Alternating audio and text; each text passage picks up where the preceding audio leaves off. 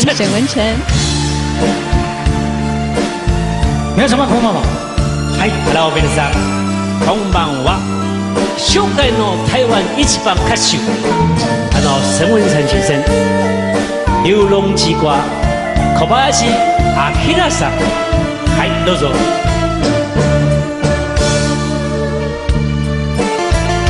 京都にいるときゃ忍と呼ばれたの、これじゃないさと名乗ったの、浜の酒場に戻ったその日から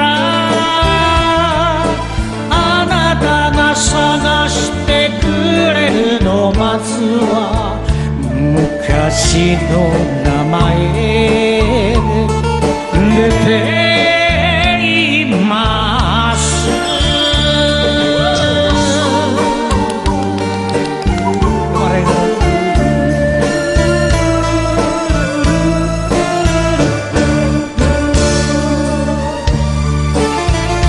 流浪是真正意义，到底你是踮伫倒位？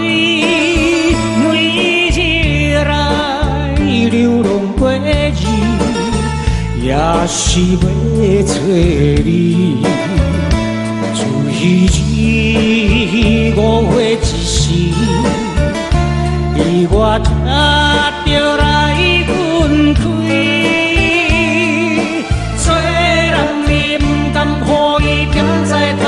受苦味，到底你是踮伫倒位？我也要找你。小